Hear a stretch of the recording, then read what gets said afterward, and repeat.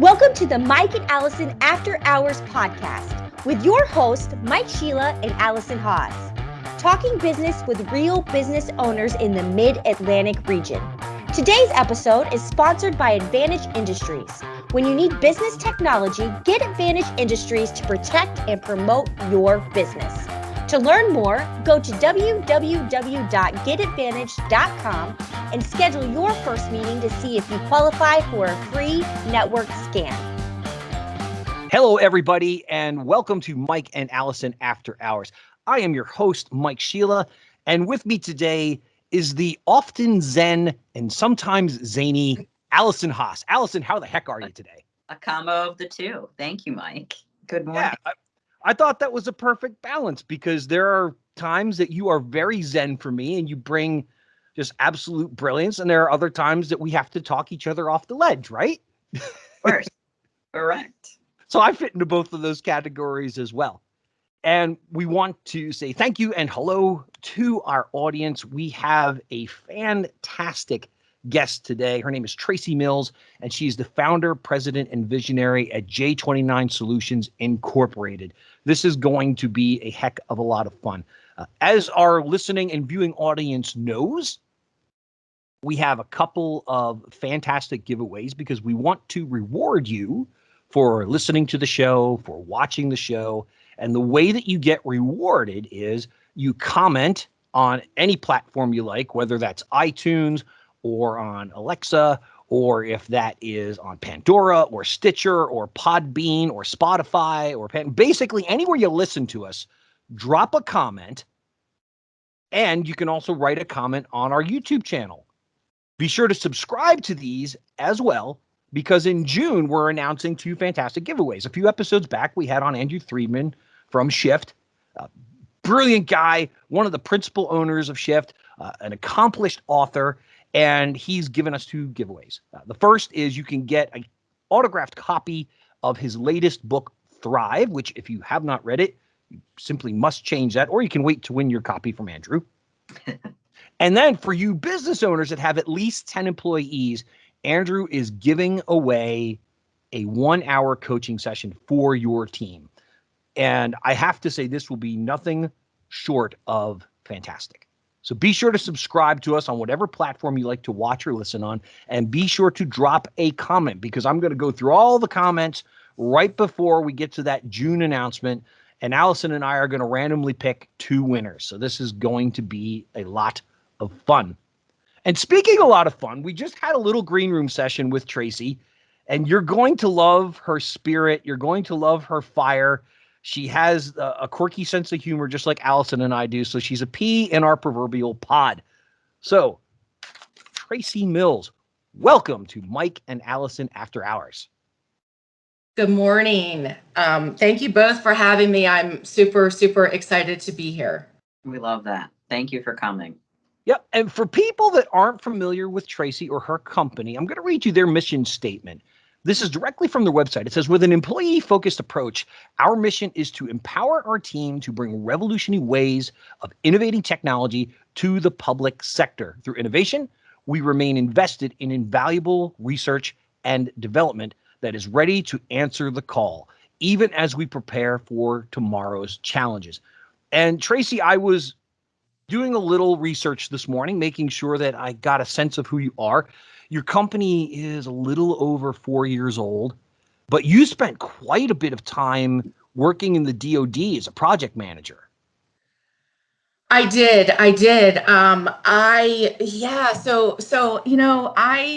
And you're going to quickly realize that I am just, I'm all about, life having a plan and a purpose for all of us. And I believe that, everything that's happened in our past, obviously, was meant to be, and what brings us here to today. So, if it's okay, can I just jump right into the, who, what, where, why, who, what, where, when, why, how us? Dig it. Who am I? Yeah, awesome. So, I was a chemistry, I'm gonna go way back, right?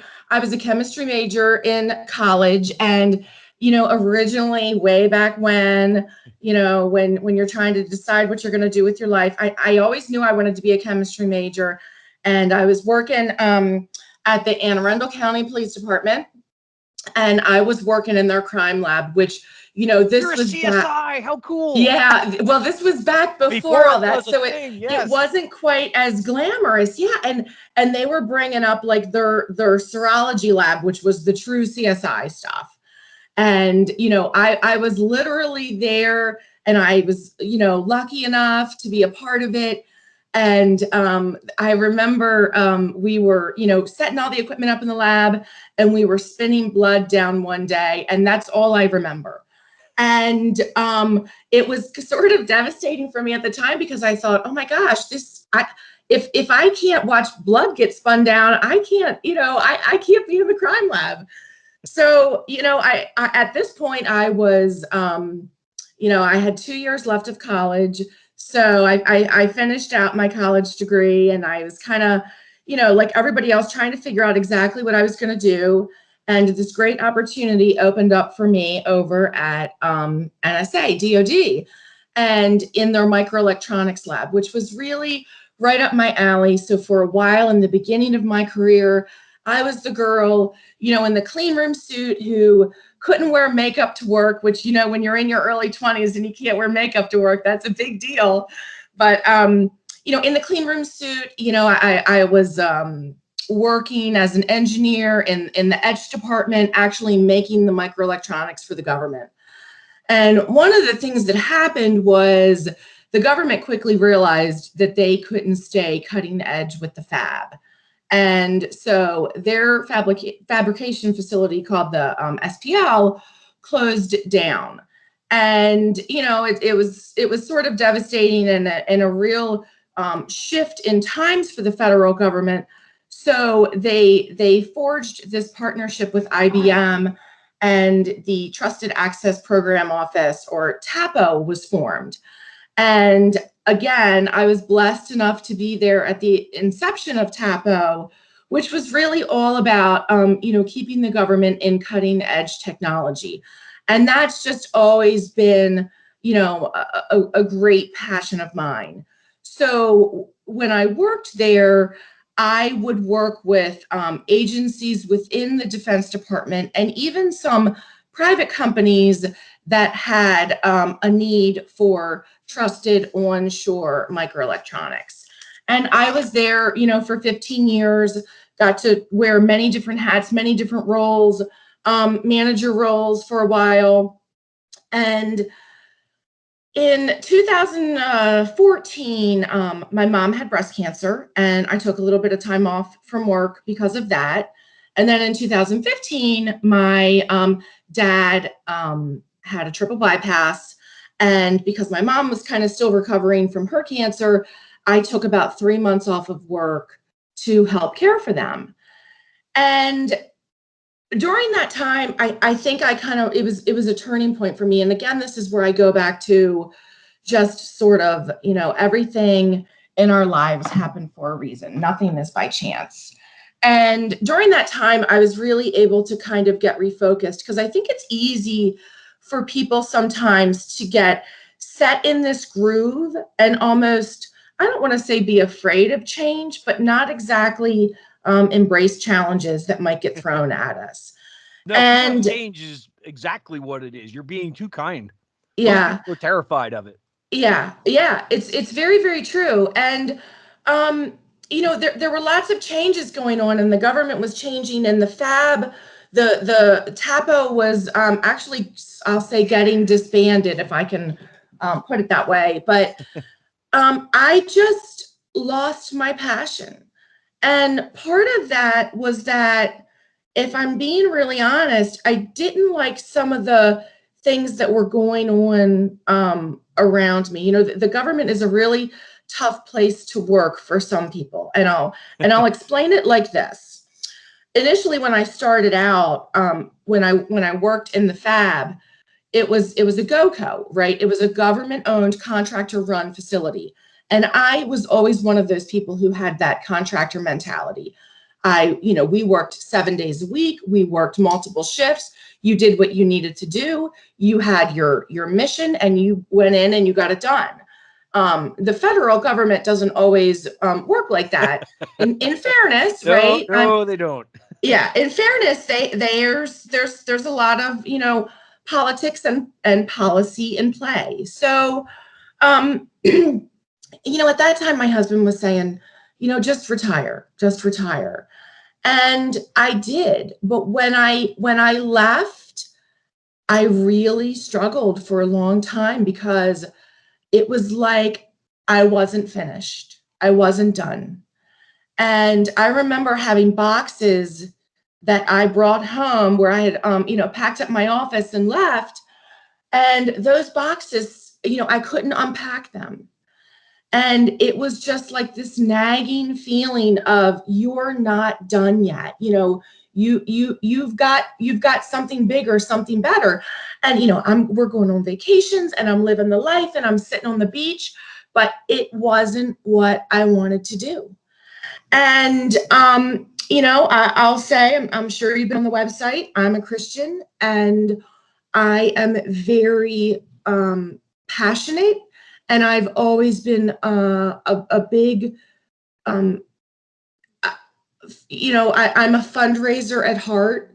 When my kids were younger, you have a tithing section on your website. I actually do, which is unusual, right?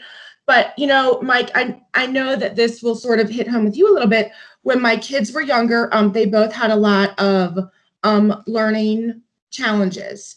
And I became very active in a lot of different philanthropy efforts aimed towards kids with developmental challenges. And it was just a passion of mine. And I went to my husband, who's a CFO of another large government contractor, and I said to him, I'm going to start my own company.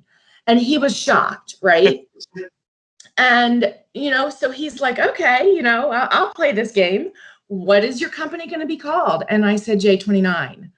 And and his look kind of changed, and he says J29, and I said, Jeremiah 29:11, because that's my favorite Bible verse.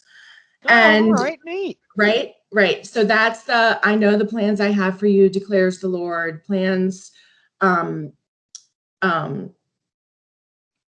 my gosh, like my whole Bible verse. I know the plans I have for you, declares the Lord. Plans to give you hope, plans not to harm you, plans to give you hope in a future.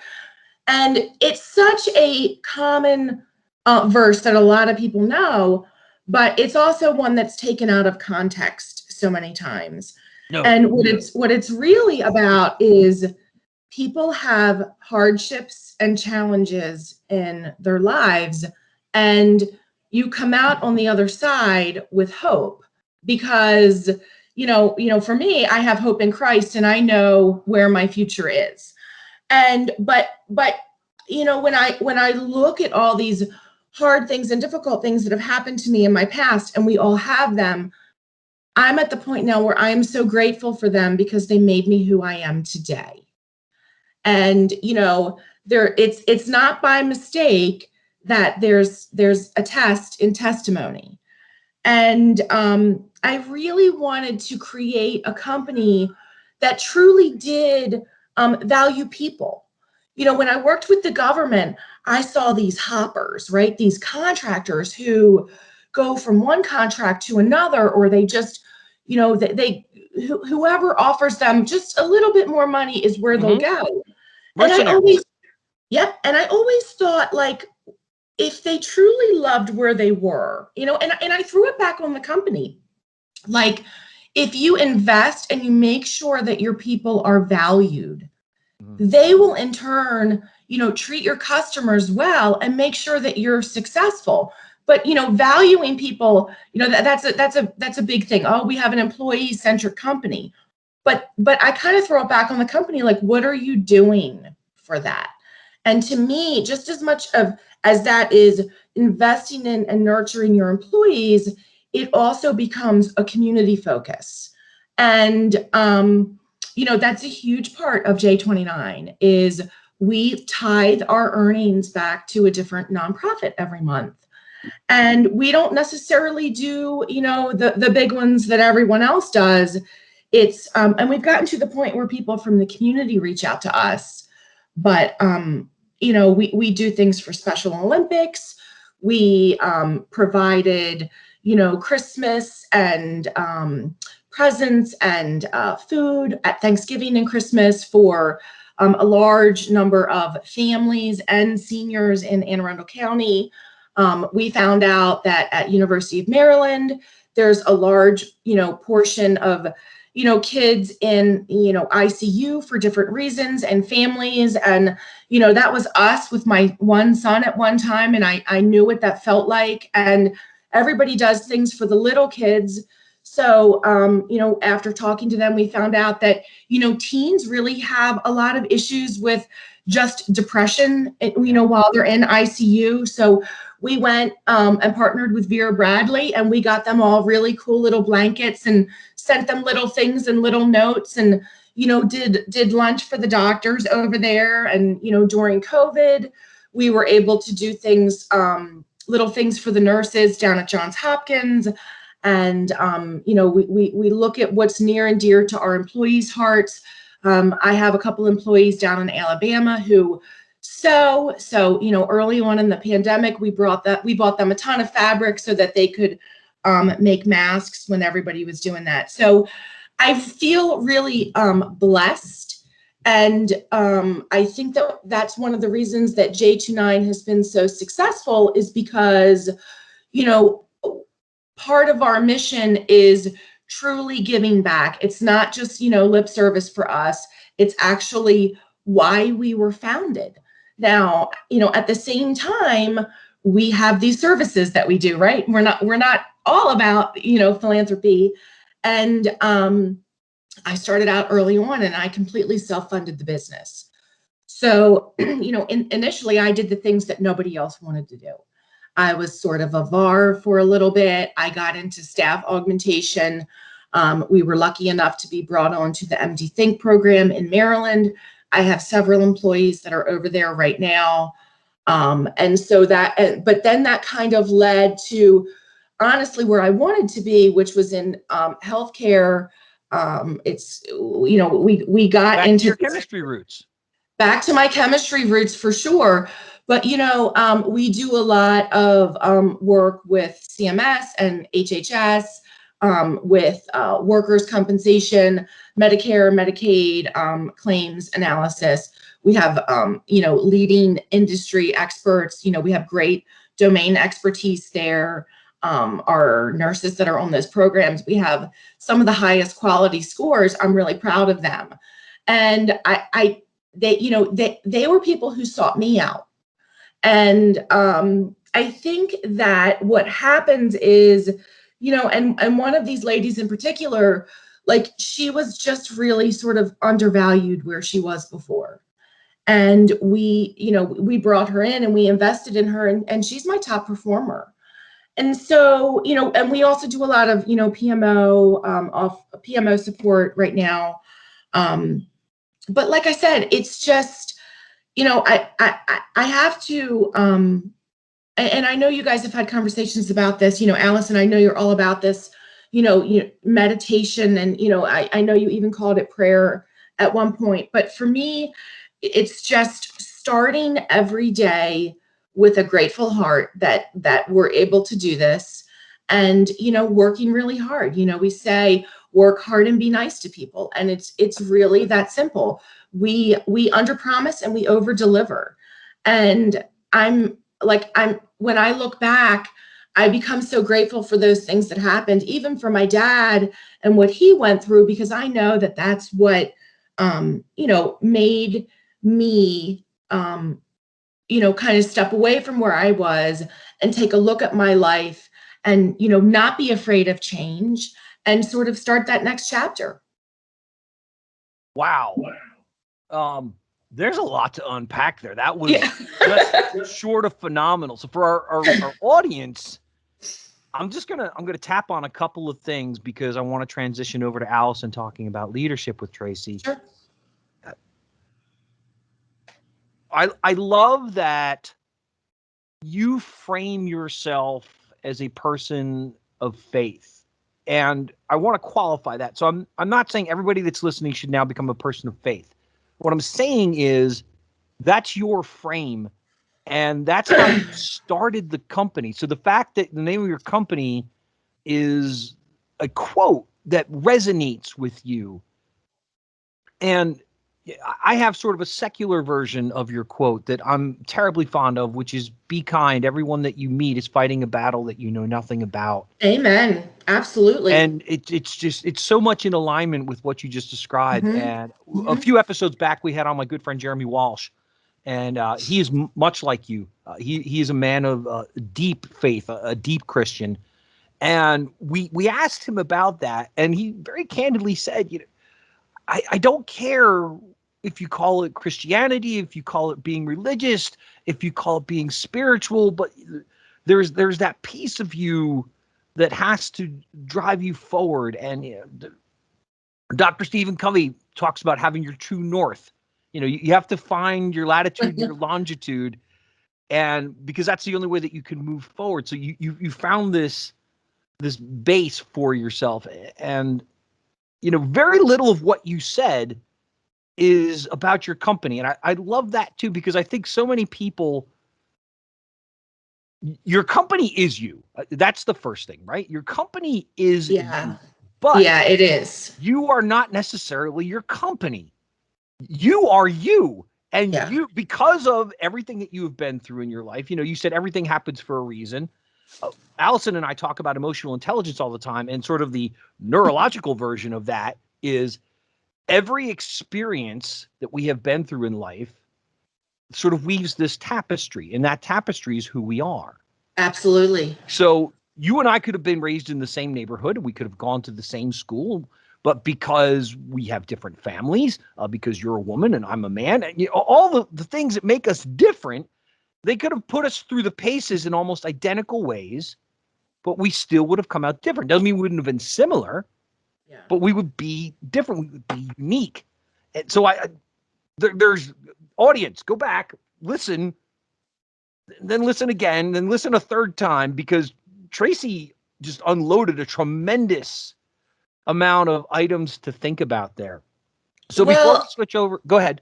Yeah, I'm sorry. I think there's something really powerful that happens to you when you become grateful and you sort of posture yourself a little bit differently to look at challenges that you've had previously in life, right? And I said, I have become grateful for sort of life's darkest moments, and that was a turning point for me. And I don't know if everybody quite gets that, or I would imagine that, right? Brilliant, I love it. And that's okay, right? Because we all have our own story, and we walk that out every day. But my passion for why I started the company drives us as a whole, as J29, to excel in every project and program that we get put on, because there's a bigger picture to what we do. We are not all about big in the industry that I'm in. We're up against a lot of the bigs, and we can't compare to them in terms of sort of how they approach things. And in a lot of ways, like, our passion drives us to just outperform. I mean, like I said, we have some of the highest quality, and our performance ratings on everything we do is through the chart. And I just believe that that's because our roots, our foundation is driving us. Yeah, fantastic. So Tracy, before I hand you off to Alison, how can our listening audience contact you? I mean, I already said you have a website. You have a great website. Sure. Yeah. So what's the best way to get in touch with you and your team? We have a website, j29inc.com. There's a contact us on there. That goes to an email, solutions@j29inc.com. My my email is tracy.mills@j29inc.com. I'm on LinkedIn. I always love to talk to people. I always love to connect and hear different people's stories. So, I mean, go to the website, do the contact us, or reach out to me directly on LinkedIn. Wonderful. Thank you. Alison, take it away. Oh goodness. I'm like over here spilling all over mentally. I'm like, because we have so many parallels, Tracy, personally. And then I'm like, how personal do I want to be? And then I'm like, oh wait, I wrote a book and wrote my story, so I can be as personal as I want. We talk about that all the time. But I actually, so starting from the beginning, and I'll just make this as brief as possible. I wanted to be a vet, but until a horse vet, because I was a horseback riding kid. That was my first business. I was a horse trainer and professional horseback rider. But at 10 years old, I was asked to hold the tail of a mare pre-birth for the, is it a episiotomy or whatever? That thing, terrible, and all women have to go through it. But I didn't last but 4 seconds, and I threw up right there on the spot. So we knew. At least you didn't pass out. My career as a vet was short-lived, right? So I strongly related. And then in college, I have a Spanish degree, and I didn't know what I was going to do with that. And it turns out nothing. However, I went through college, and that getting through college and just having that behind me, I really related to your story about, what am I going to do with this? And then I started my own business, right? But then I lost my passion for that business. My mom is sick. We talk about that a lot. That brought me back to Maryland. And I would stop working in a heartbeat if I had to take care of her. I don't know if my partner or my bank account would appreciate that, but I would do it. I would do it. And I just so related to faith driving your everyday. And I really thought about this over the last couple of days. And, I am a person of spirit and spirituality. I don't align with the faith, but I align with faith in general. And I start every day on my knees anyway, and I write a gratitude list every day, and a running inventory of things that are going well, that I'm doing better, and things that I'm not. And I take stock on a daily basis, and that really helps drive my behaviors as a professional, because I'm coming from a genuine place as a person. And, work hard and be nice to people. I love that. And it really can just be that simple, right? And there's a lot of layers on top of that, especially industry specific. But if you are committed to working hard and being nice to people, your results can't end up poorly, right? It may take a while, but I really believe that. So I would love to hear how you weave that into your team fabric. And because I do believe you treat people well, they know they're valued, they do well for you, but how do you weave that into your team and philosophy?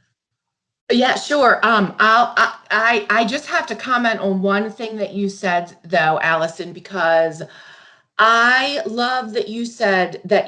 And here's what I always say. I say, start every day with a grateful heart, because it just sort of gets you in that posture for the rest of your day. Yep. I know you've said before how you start with some meditation in the morning, and you exercise, and you have your things.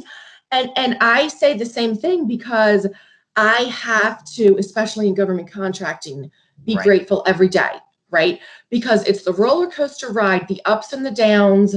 And, the ups is what gets you through the downs, and you just, but no, I love that you say that, because I've really never heard anyone with a business mind approach it that way. And I think that it's key. So getting back to your question for me, which was, how do I weave that philosophy into the team of sort of, do you mean the Christianity of the group, or? It could be that. It could be the gratitude. It could be working hard and being nice to people. Just the essence of you, Tracy, with company. How do you? Yeah. Well, first I make sure that I make sure that everybody understands that I I'm tolerant of a lot of things, but what I'm not tolerant of is anyone ever saying that we didn't respond to something appropriately, or that someone was upset by anything that we did. So I make sure, I have somebody that works for us who is just in charge of like outreach and making all of our, I love to send handwritten notes to people, right? I love to send not an email, a handwritten note, because I don't care who you are. Don't you love to get a handwritten note? Isn't it something about opening that up and you're just like, wow, I want everyone to feel that we appreciate them for letting us work with them, partner with them, whatever that may be. And everyone that comes on it's interesting how it's happened. Everyone that comes on to J29, I really spend a lot of time with them to make sure they understand who I am and they understand how I want our customers treated. And I want them to know that they can come to me with anything. And, this is a partnership and we can work together. I want them to feel, ownership in the company and pride in the company. And part of that comes from making sure they understand what we do for the community. I have my business development guy. He actually lives in Philly. He's coming down to Maryland today. And I'm actually in South Carolina right now. So he's going to be up in the office. And, this is the guy that I need out, developing relationships and, winning the business. And one of the things that he's doing today is back at the pandemic, there's a lot of food insecurity in Anne Arundel County. I mean, there is all over Maryland. And we partnered with an organization called Caring Cupboard. And we actually put these sort of like people see those little book things like, in the community where you take a book. We actually put little pantries at libraries because, people who don't have internet, they go and they sit in the library parking lots. And we stock those on a regular basis. Like we actually have 2 of them, and that's, so he, part of his day today is going around and checking on those food pantries and making sure they're stocked, making sure there's appropriate things in them, going and getting whatever they need. If they meet someone there, making sure they have what they need.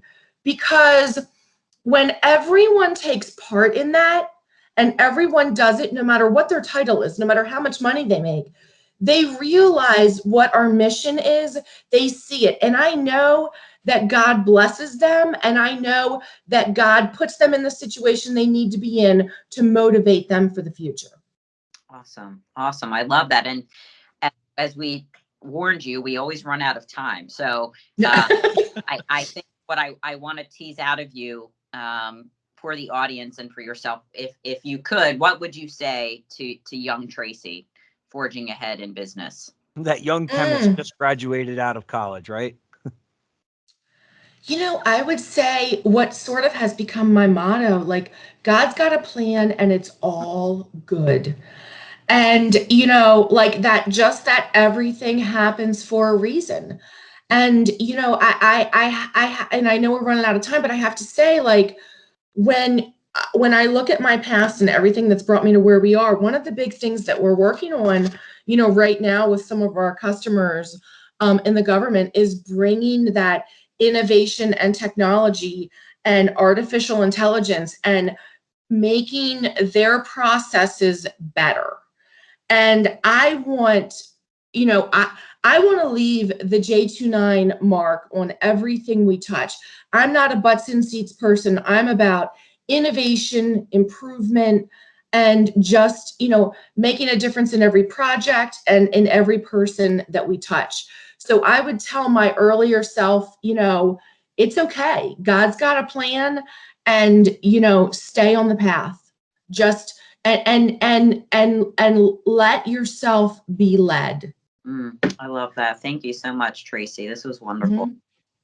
Yeah, Tracy, and just my parting thought is we've had some very passionate people on the show, and you have set a new bar the passion that has poured out of you over the last 40 minutes has been almost overwhelming, because Alison and I are pretty passionate people. So kudos to you. And it's a clear indicator of the success that your company's having. And we're wishing you massive success for the rest of 2021. Thanks for being on the show today, Tracy. I appreciate that. Thank you so much for having me. Thank you. Have a great day. Bye-bye. You too. So yeah, wow.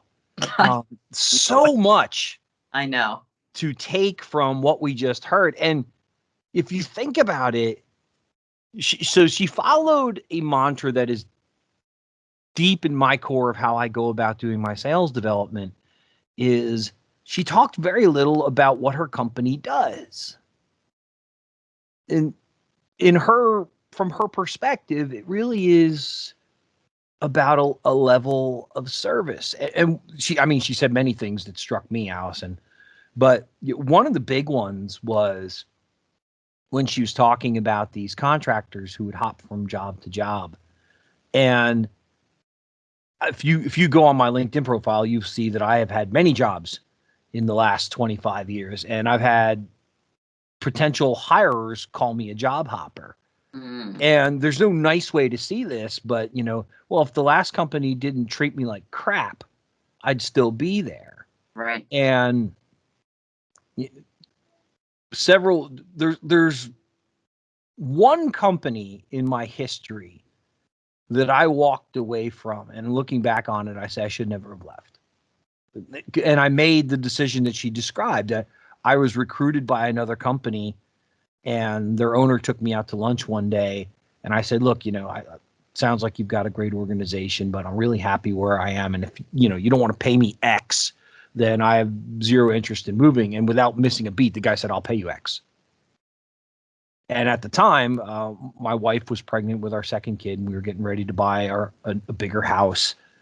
And I thought, wow, that extra money in my salary would really mean a lot as far as security. And ultimately, it was a very bad decision for me. But there's a lot to be said there that so many companies just don't seem to value their employees. I mean, they say they do, right? But they don't take an earnest interest in their employees. I had a couple of things I needed to go over with the president of my company last night, and we had scheduled it for 4:30. I had a client call at 4:00 that went till 10 after 5. Oh, wow. And I messaged Keith and I said, hey, I'm sorry. I just got out. He goes, no problem. We can talk now. And we ended up talking for about an hour. And I know the guy works his tail off. That is, most business owners are burning the candles at both ends. They're starting at 6 a.m. They're going till 7 or 8 p.m. That's not unusual. So I knew that time was valuable to him. And he said, you have me anytime you need me. And, that's powerful to me. So I'm going to stop blabbing. Share your thoughts. I know you've got a lot to bring to this one today. Well, the employee engagement from her, an employee reached out to me about her for the podcast. So that's just, that is proof of very what cool. She shared, right? Which I had forgotten about until you just talked about being a value. And this, I just can't, the alignment, right? I just this week, so I went on vacation. I came back for the first time after a vacation. I didn't feel like I had to change a bunch of stuff in my life, right?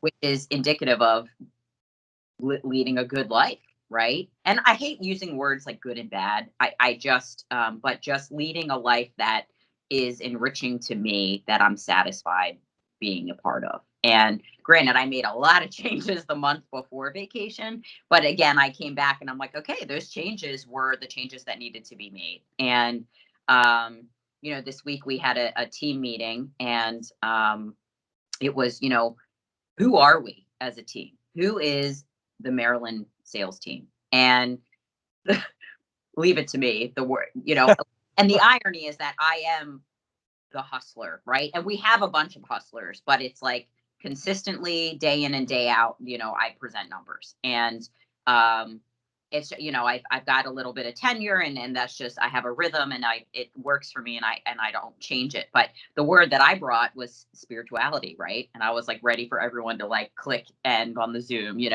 but it's having a purpose and showing up every day with that purpose from a place of care and heart and ingenuity and generosity. And I really mean it, like I talk to my peers as friends. I talk to my manager as a friend, as a person. And it brings this level of care and safety and support to my job that makes me want to perform better. And then translate to exactly what Tracy said, work hard and be kind to people. So she gave me goosebumps this morning because I'm like, literally, that it's Thursday, that was Tuesday morning. And I just have this calmness about my work right now, because I used to be, if like I just work harder and try harder, I'll do better. And sometimes that's true, but there's a force behind what I was talking about, right? If I force it harder, it will be better. And we both know as salespeople that does not work, right? So a big part of my play now is like letting people take the time they need to do what they need to do once I've done everything I'm supposed to do, right? So there's a lot on me, but then there's a lot of just let it ride and be patient and trust the plan, as we just talked about. And, I have a to-do list every day, and like, it's hard for me not to fire 30 emails out at 8 a.m. on Monday morning. Like, hey, I know we just talked on Friday afternoon, but was that enough time for you? Because it was enough time for me. I'm excited. Are you excited? And it's like, there's a lot of life that also happens off camera and off time, right? So like just a time to evolve. And what's 5 days? What's 2 weeks? It really isn't anything. So this was a really fruitful conversation for me this morning. And just, as a sales professional, trusting the process, but you have to have a process first, right? Yeah. So that's where I'm at right now with that. Yeah, you just reminded me of a couple of things that I think are significant to our audience today. I'm sure I've mentioned that I'm a big baseball nerd before. If not everybody, I'm a massive baseball nerd. I'm the guy that last year, when the beginning of the Major League Baseball season was canceled, I was watching the Korean Baseball League on ESPN because it was at least talking about baseball and watching guys throw the ball and hit the ball and run the bases. That's who I am. I love the sport. And you will often hear from players when they come out of a slump that the reason that they came out of the slump was one of their coaches said, try easier. There's this philosophy that if a player gets into a slump, they tense up a little more. They're gripping. They talk about squeezing sawdust out of the bat, and they tense up a little more, and they're trying to get to the ball faster instead of letting the ball come to them. Again, if you watch Major League Baseball, they talk about all the time letting the ball travel through the strike zone. And that's a wonderful sales analogy, because so often the salesperson wants to start running to first base before they swung the damn bat and made contact with the ball. And that's not how this works. That's not how any of this works. And you're right. There are times where we get so fired up about an opportunity that we're blinded to the reasons why it won't be a sale. Right. And one thing that I have been particularly good at in my career is I don't typically get blindsided. Meaning, if a customer tells me yes, I was pretty certain they were going to tell me yes. And if the customer's going to tells me no, I was pretty certain they were going to tell me no. And I listen to salespeople all the time. When I was in the large corporate world, where I know you've been in this meeting. So all the salespeople are in one room, or you're on one Zoom meeting, however you want to frame it. And your manager's going around the table. What are you going to sell this month? and you're listening to everybody give their forecast, and you're thinking, there's no way you're going to sell that this month. Right. Right. And guess what? 90% of the time, your assessment's right, because those people don't have a sense of their sale. And why is that person going to buy from you? That is the one for me. Why is this person going to buy from you? Because that is what they are buying. They are buying you. Now, yes, they are buying the product that you represent, but they are putting faith in you understand what I need, and you've put a solution in front of me that is going to help solve my problem. Or even more important, as a customer, you have made me aware of something that I didn't know that I needed. Right. That's perhaps the most valuable one that people can get to. So yeah, so much came out of her conversation today. I love, again, I'm telling our audience, go back and listen again. Yeah. And because if you listen to this 10 times, I guarantee you'll pull out something else each time. Well, and that's why I reread books, right? Or listen to podcasts over, because I pull out something different based on the place I'm in right now, right? My current circumstances and the experiences I've had leading up to my current circumstances changed my mind, hopefully, right? And I agree with you. She was far too kind when she said people aren't afraid, afraid of change. Of course they are. And I'll be worse. People are lazy, right? We get very comfortable. Yes. No matter how bad it feels, no matter the acute suffering we're experiencing daily, we get lazy and we are afraid. And the combo is lethal. And I think I'm a bit of a bulldozer. So that is a blessing and a curse. It's a blessing because I've never been stalled out by fear, and I've never been paralyzed to the point of immobility, right? I think back to when I sold my business, I had no plan except I must get out of this organization and I must get out of this industry. I am exhausted and I'm hating my life. And I gave myself a timetable of you are only allowed to be unemployed for a month. And I hit the 2-week mark and I lost my mind. It was like, I can't do this. How do people not work? Right.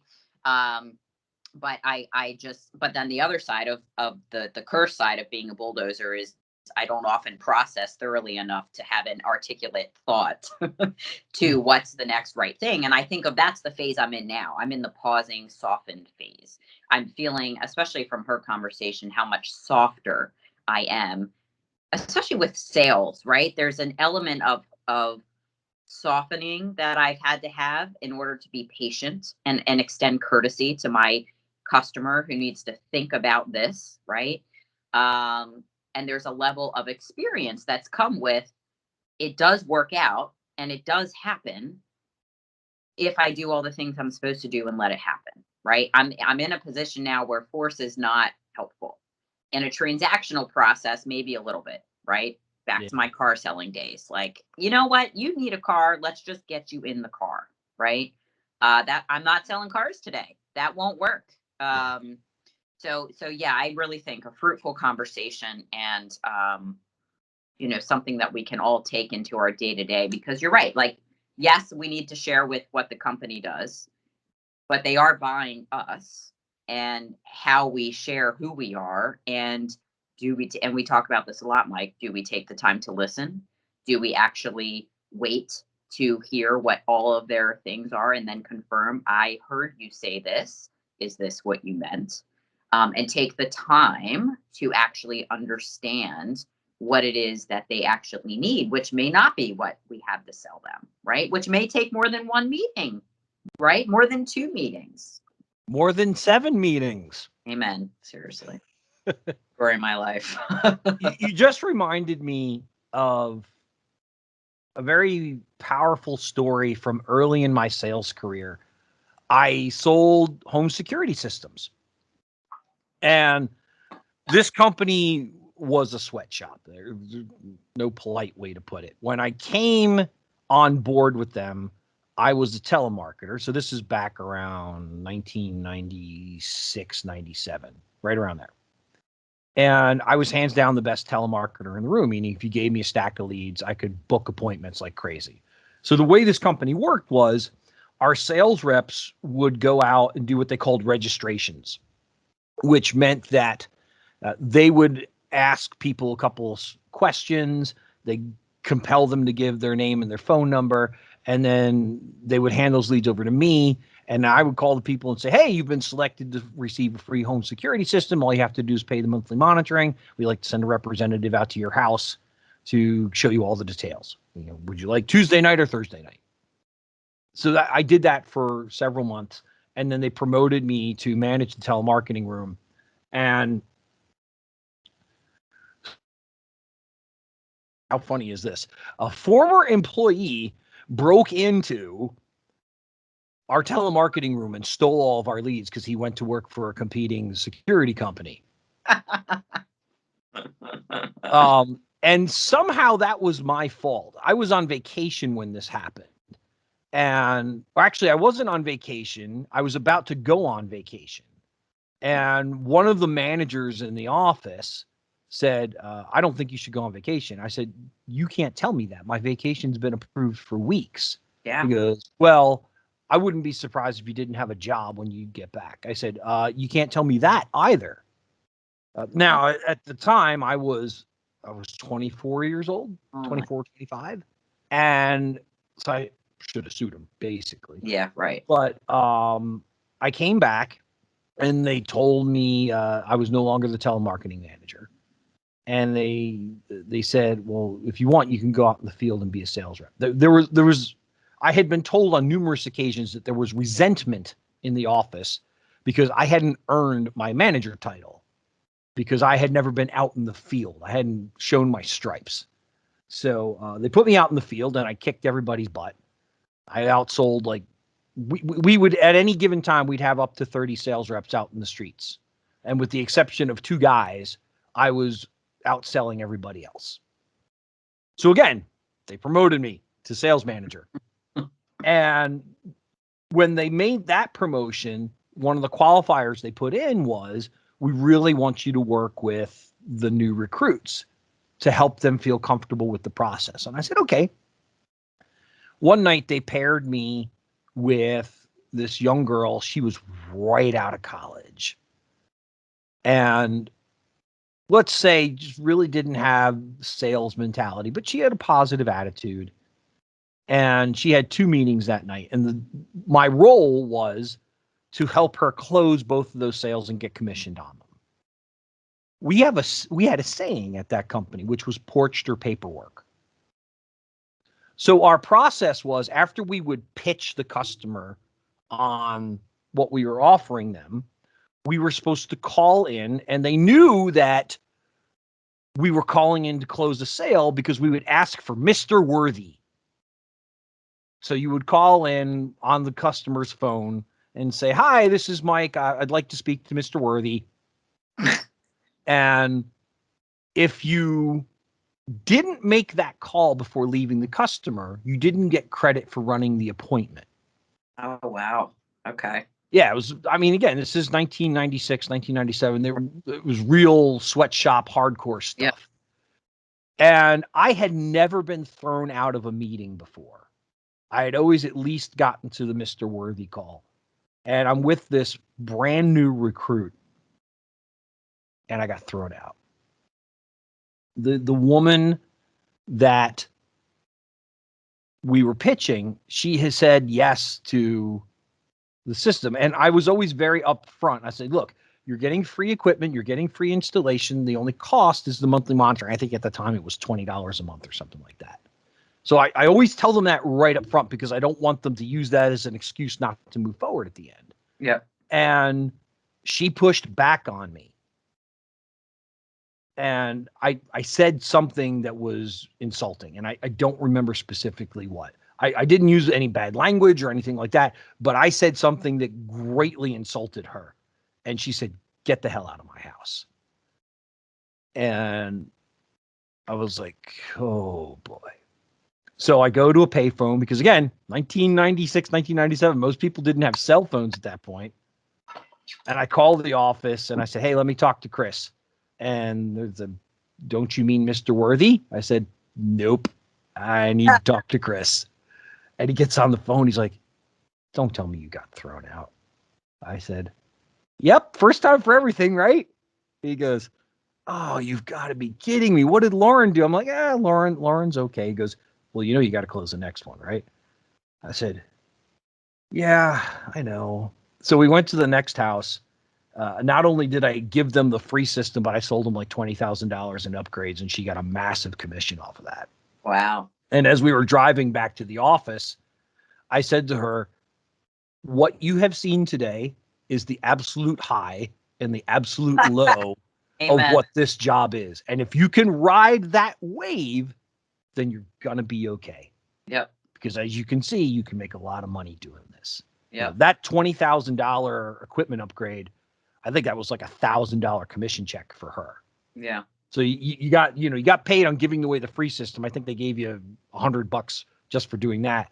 But if you sold equipment, then you got a nice chunk of it. So, which, again, back then, a boatload of money. Yeah. So that resonated with so many of the things that we just heard today, really resonating with, which is why I told you that very long, rambling story. Thank you. Zen and Zany, right? Zen and Zany, that's right. So your parting thoughts, Alison? This was a pretty cool episode, I must say. No, I mean it. The softer side, right? The work hard and be nice to people. And I wrote that down, and I wrote try easier. I love that. And you and my Mike will get along swimmingly because he's a huge baseball fan too. He's just well, then fingers crossed we will see each other at the yard this summer, because I am absolutely going to multiple Orioles games. I don't care how bad they are this year. Yep, that's claim to fame as well. So no, I as always, this fills my morning cup. So it was great. Well, everyone, for Alison Haas, I am Mike Sheila. Thank you so much for listening to Mike and Alison After Hours. Be sure to subscribe to our YouTube channel with Advantage Industries. Be sure to give a like, give a comment, share our posts on your social media, because there's some great giveaways coming up in June, and we want to make sure that you get them. So for Alison Haas, I'm Mike Sheila, and remember, people helping people, it's powerful stuff. Thank you for joining Mike and Alison After Hours. Tune in next time for another great business owner sharing valuable industry ideas. Want to be a guest on our show? Contact us at answers@getadvantage.com.